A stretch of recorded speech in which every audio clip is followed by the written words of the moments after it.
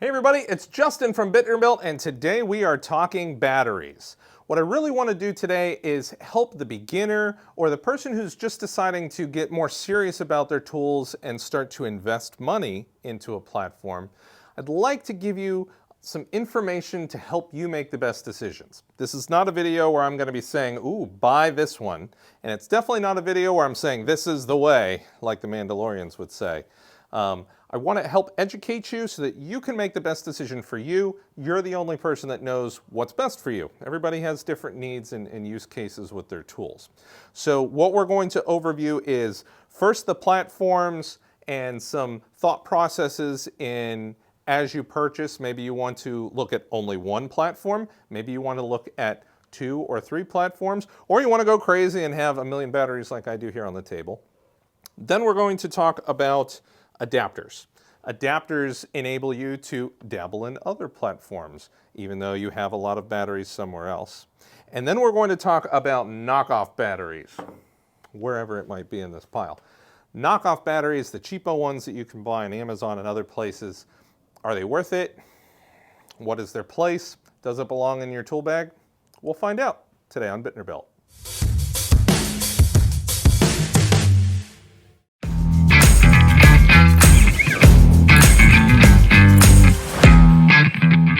Let's talk platforms first. Number one, all the platforms have value. If they didn't, they would not be in business anymore. And so every single one, I always use the phrase, they have studs and they have duds. Whether you're buying the most expensive brand or you're buying the cheapest brand, they're going to have some bad tools and they're going to have some good tools. Now, some brands have a lot more good tools than bad, and some other brands are a lot cheaper than those other ones. So only you can decide what the right balance is for you. But make no mistake, don't think that there's a brand that's just like, ugh, I can't touch it. There's good reasons for having a cheap tool brand. There's a lot of instances where you need a one-off tool, where I have a specific job that needs a specific tool. I don't know if I'm ever going to use it again, but I need that tool to get this job done. If you're gonna do one tool brand all the way, well, cool. I did that for the past 15 years. I was all in on Makita. I had Makita tools in here, I had lawn tools, whatever it is, Makita, I was all about it. And of course, batteries, replicated like rabbits when I was under that. I have a ton of batteries over here, it'll take too long. I had 15 Makita batteries when I was focusing solely on that platform.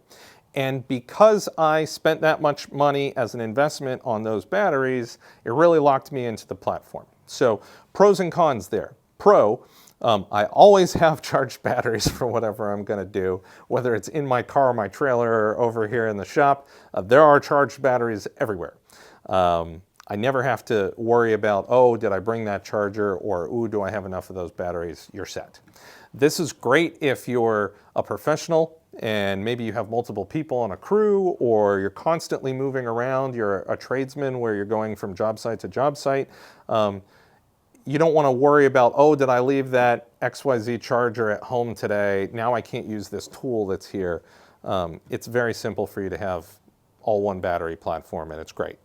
The negative is you do have a lot of FOMO when you have that, fear of missing out. So I can tell you, being on one platform, there were so many times I'm walking through the store and I'm like, oh man, I want that tool. You know the old meme where it's the guy and his girlfriend walking and he's turning around to look at the much hotter girl? Well, the Makita battery would smack me in the face and say, nope, nope, you're Makita. And so I wouldn't buy any of those other tools. So you do miss out a little bit when you commit to one platform and one platform only. You're also so heavily invested that if you ever do decide to change, it will be a big investment for you to migrate, because you've spent so much money here. And that's also something that I've had to deal with, because now I have changed to a 2 platform in my own work life. Again, none of these are right or wrong, it's what works for you. So that is your one battery system. So a quick beginner tip, just because you buy this big honking battery does not mean that that's the battery that you should throw on every tool every single time. I know it will last the longest out of any battery, but a large portion of your tools are not power hungry, like your drill and impact driver. They should have the little battery put on all the time because there's no sense in carrying around an extra 2 pounds in your hand when this guy can definitely last you all day or very close to it. All right, so now we're gonna focus on multiple platforms. So this is a big one for this video. And when you're new and you're starting out with all this stuff, this is the thing that you might not understand if this is the choice that you're going to make. Doing multiple battery platforms can be no more expensive than if you focus on one if you do it as you're doing your tool progression. So when I was buying all those Makita batteries, if at a certain point I had decided, you know what, I want to do 2 platforms, I would have just spent the same amount of money but maybe bought 6 of one platform and 6 of another platform. And so planning ahead, which is kind of why I wanted to do this video, is going to save you money. Because if you do like what I just did, it was very expensive. Right. So let's think about some pros and cons about 2 platforms. Number 1 is choice. You know, when you have multiple platforms that you're in, you can look at the reviews that everybody puts out on YouTube, myself included, and see what the best tool is between those. If I'm going to go buy a reciprocating saw, well, which one's better, the Makita or the Milwaukee or the, you know, whatever platform you're in. So choice is good. You also have choice of price, because perhaps when you choose 2 platforms, you choose one of the more expensive platforms and maybe you choose one of the cheaper platforms. There's always going to be one-off tools that you need. So, you know, you might buy your core tools that you're using a lot in the more expensive realm, and you might buy the stuff that you don't use that much in the cheaper realm to save you money. Again, it's whatever works for you, and for a lot of people, money is a big deciding factor. So one negative for having multiple platforms is multiple chargers all over the place. Inevitably, if you're doing multiple platforms, you're probably going to have a lot more batteries that you have to purchase too, especially if it's a battery hungry type of tool that you have in one platform. You might need to buy a couple extra batteries in that platform, maybe more than you were intending to. And with so many chargers too, you might find yourself in a situation where you're having to cart around a whole bunch of chargers if you have to leave somewhere to do a job on site. That's one of the reasons why I always think too, if you're more of a stationary person, either you're just a DIYer or you have a shop, it is easier to have a multi-platform setup because you can do something like this and you'll always have all of your chargers available to you. Now this might seem silly and menial, but you never know what factors into somebody's decision-making process. Let's look at the battery form factors themselves. I know I don't have every brand's battery, but we have a very good variation right here. So with the Bosch, you have to push this button in. With the DeWalt, Makita, and Bauer, it's a large button that you push down with 1 or 2 fingers. The M18s, you have to pinch on the top, but the Ryobis, you have to pinch from the bottom and pull down. The Milwaukee M12s, they're horrible. I won't sugarcoat it. You have to press this plastic that's really hard and pinch it, and a lot of times they're really hard to get off. I love this platform, but you guys, on that battery. In addition, almost all the batteries have a exterior battery power indicator. That's really nice, so that if the battery's just sitting on the desk, you'll be able to see, oh, is it charged up or not? Again, the M12s do not have a battery indicator on it. The battery indicators are located on the tools. So if you want to check your batteries, you have to plug them in each one at a time into the tool and see what the charge comes out at. Again, this is little menial stuff, but you never know what people care about. So just to give you an idea of kind of my progression, it is very expensive when I decided, after being all in on one platform, to diversify. That's why I strongly recommend that as you're coming up as a beginner or somebody who's starting to take things seriously and buy a lot of tools, if you choose to diversify, then you want to make that decision earlier on. It will save you a lot of money.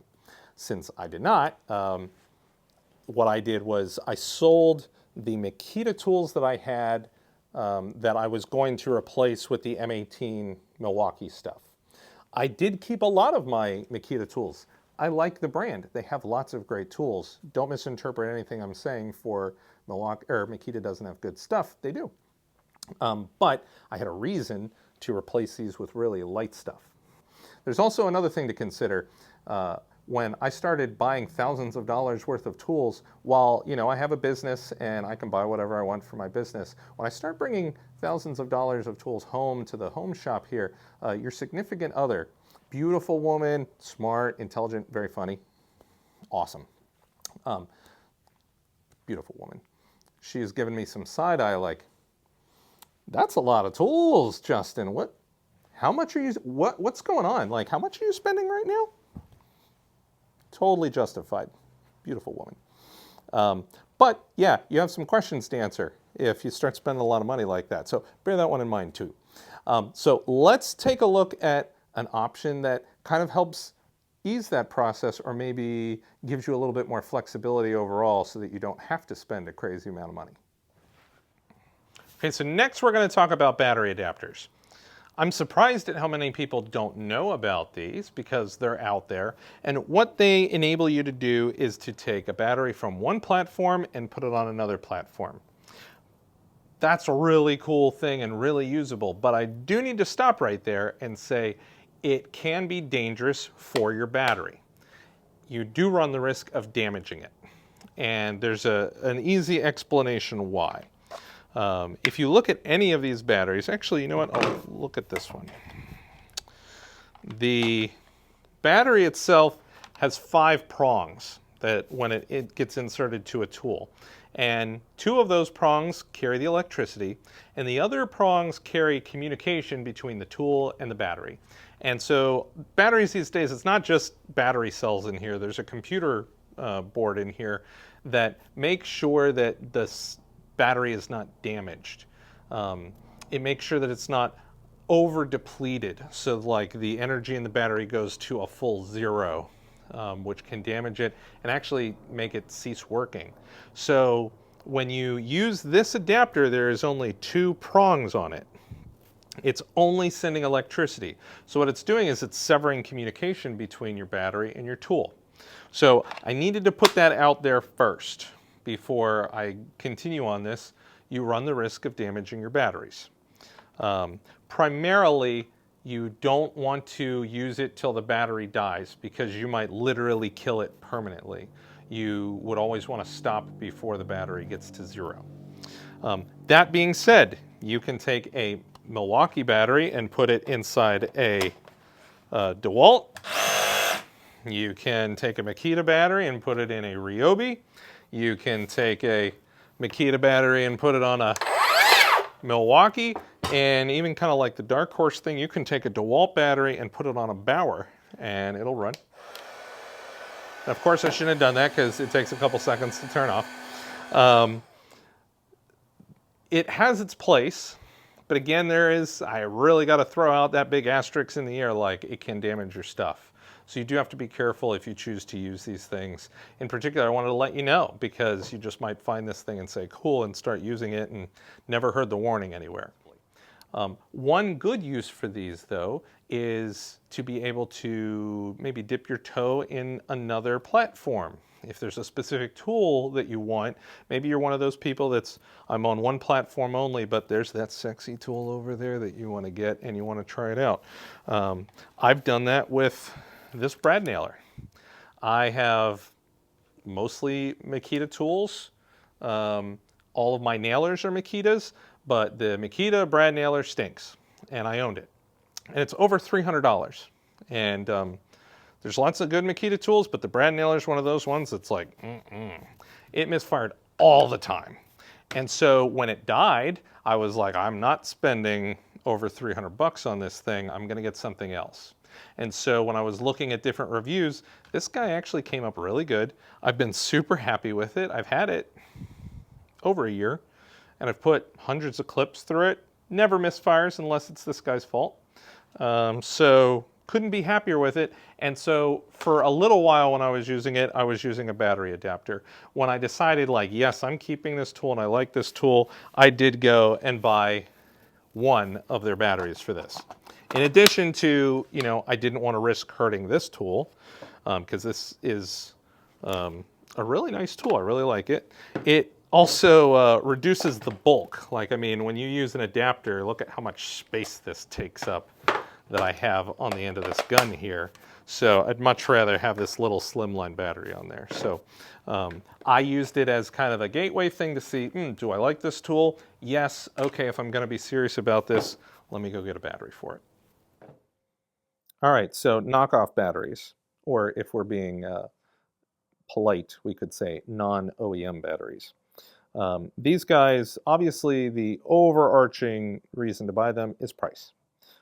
And so you might assume that there are trade-offs for that price, and there are. Let's see if those trade-offs overshadow the price and make it not worth it, or, hey, is this a viable option for you? So first off, if we're looking at the quality of the battery, the build construction, let's take these two M18 batteries, for example.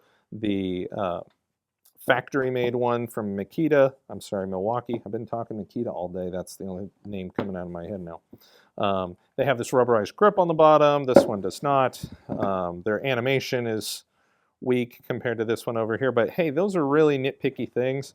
Overall, they feel like the same battery for the most part. The M12s, I have some more reservations about. They do have the rubber texturizing, at least this brand that I had bought. But I went and I looked through all of my batteries, and I do know that it's not uncommon for you to get a little bit of damage sometimes if you're inserting this battery and it's not 100% straight when you're inserting it. But all of my batteries seem to not have any damage on the top. These guys, as soon as I bought them, have some severe damage to, oddly enough, opposite sides of the prongs here. So over here and over here. And so what this is from is when I'm inserting this into my tool, the hole is not where it's supposed to be, and so the metal prong in the tool is hitting it really hard. And in particular, this one has really been out of shape. And this happened the first 2 times I used these batteries because I noticed it right away. And that gave me severe pause and say, whoop, not using these because I don't want to damage my tool. Now, this might not be the case with other different manufacturers. I have not seen any damage occur on the M18 battery, but this is a little bit of a more complicated form factor with things inserting, so maybe it's more likely, but because it happened immediately, it kind of should, and the fact that it happened on both sides was like, there's poor quality control with these, and it's just kind of willy-nilly. So while I'm not saying don't buy these batteries because of that, I am saying if you do, make sure you monitor them when you start using them, because you don't want some sort of misalignment or something in the manufacturing process from these guys to damage your tools. So let's test these non-OEM batteries. So we're going to take a M12 4.0, a high output 5.0, and then this one, which advertises itself as a 6.5 amp hour battery. If I see that this outperforms these two, I will go to the store and buy one that's more equivalent to it. I know I'm not doing apples to apples, but let's see if this actually holds up to a 4 or a 5 that has high output on it. What I'm going to do is I'm going to put them into my nice little blower right here. This guy uses a lot of juice, so I won't have to do this test for an incredible long amount of time. And what I'm going to do is I'm going to measure the wind speed coming off of it. I want to see if we see a constant speed the entire time, or if it's a gradual dip, or if it's all the way and then all of a sudden it just cuts off, which probably would be the most beneficial to see. I want the most power out of my battery the entire time, and then when it's dead, it just dies. So that's what I'm hoping to see from all 3 batteries. Of course, I'm interested to see what the results are for the Milwaukee ones in themselves. And I'll measure that wind speed with a meter. I hate this word. Anemometer. Or we can just call it a wind speed gauge and make it easy on myself. This will tell us the speed coming out of here and if it changes while the test is going on. First up, we have the generic knockoff battery, and we're going to be wind testing that with the meter, and then we're also going to be doing a stopwatch on the giant iPad. Let's give it a go.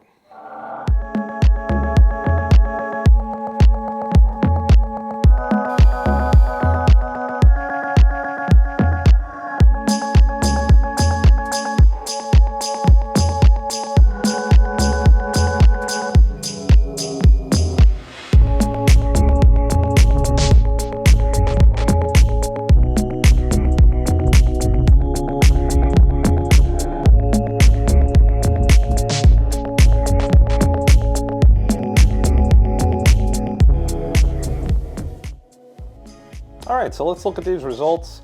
One really good thing to point out is that all of the batteries really maintained their high level of output through the entire test, and they only fell off a cliff after it was time for the battery to die. That's good because you want your battery to put out constant output, and it was a pleasant surprise to see that come from the non-OEM battery as well. The main obvious thing here is that non-OEM battery states that it is a 6.5 amp hour battery, but yet it was exactly the same for the most part as the 4.0 amp hour battery from Milwaukee. So what I would say is if you're buying a non-OEM battery, expect it to definitely perform a lot less than what it's advertised as. All right, so price on these knockoff batteries. I'll be honest, it's extreme, to say the least. Without further ado, though, this M12 battery from Home Depot is $89, and the knockoff from Amazon is $15.50. That's a huge difference. I mean, a crazy difference. If you look at the M18s, it is $149 from Home Depot and $30 on Amazon.